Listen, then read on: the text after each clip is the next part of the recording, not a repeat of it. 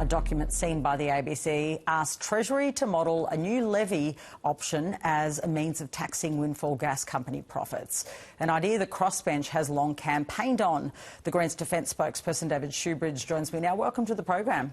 Yeah, good to be here, Patricia. Let's start on that gas levy. The Greens have been keen on a gas export tax for some time. Do you think the windfall model the government appears to be looking at is a good one?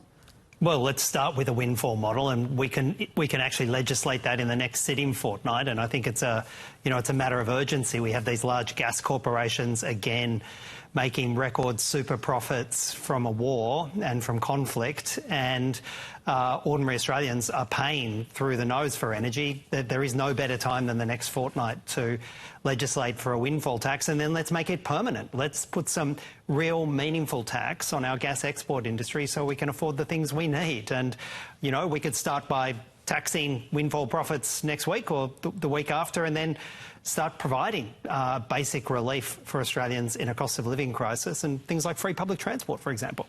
I want to move to your portfolio in the last few minutes we have. Yesterday we heard the Prime Minister assert that the objective of the war to destroy Iran's nuclear capability had been achieved. Is that correct in your view?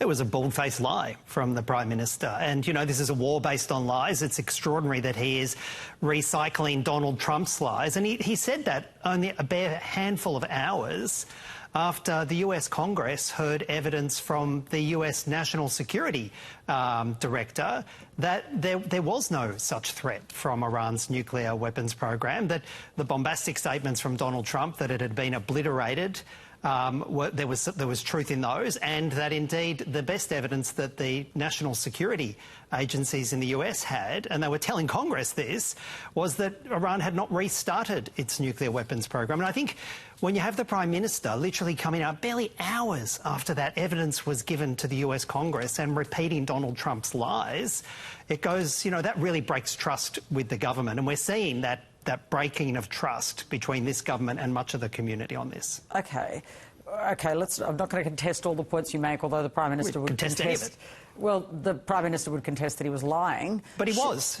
I mean, the evidence from the National Security Director in the US was given to Congress barely hours before he made that statement. Now, I find it extraordinary that no one in the media has tested the Prime Minister on that, but it's the plain truth. That's what the US security agencies are telling Congress, and it was 100% contrary to what the Prime Minister told the Australian public barely hours later. Well, we know that Penny Wong has spoken to Marco Rubio about wanting the Strait of Hormuz to stay free and condemning Iran. What do you make of that conversation?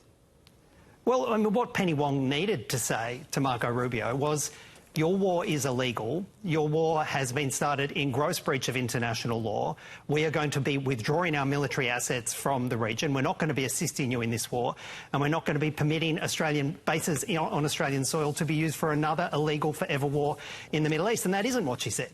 From what we understand, there was some mealy-mouthed language about escalation. And again, you know, why can't we have our Foreign Minister come out and clearly say what every credible international lawyer says, that this is an illegal war and Australia should have no part in it? Just finally, what did you make of the Prime Minister and Tony Burke being booed at Lakemba Mosque? Was that really an appropriate scene? I mean, the vision is quite extraordinary. I thought it was extraordinary what the Prime Minister has said after that, attacking people based upon their religion. Hang a minute. No. I just have to fact-check that. He didn't attack people based on their religion. You talk about extreme views of some people. He wasn't talking about their religion. Well, you and I will have to disagree on that. He didn't say it was because they were Muslim. Well, he said it was because they were because it was banning extremist Muslim organisations. Now, we can argue the toss on that about whether it was related to their religion or not, but there is no evidence that that's what people were objecting to. People are objecting in that meeting, from what I can tell, like people are objecting all across this country to a government that has committed itself to supporting an illegal war, a government that isn't talking about peace, and a government that's not responding to a rising sense of public opinion across this country that we should have nothing to do with Donald Trump and his illegal wars. That's what the Prime Minister needs to address, and not try and make those inflammatory comments about community meetings that he meets. OK, it is in a mosque. You think it's OK to behave like that in a mosque?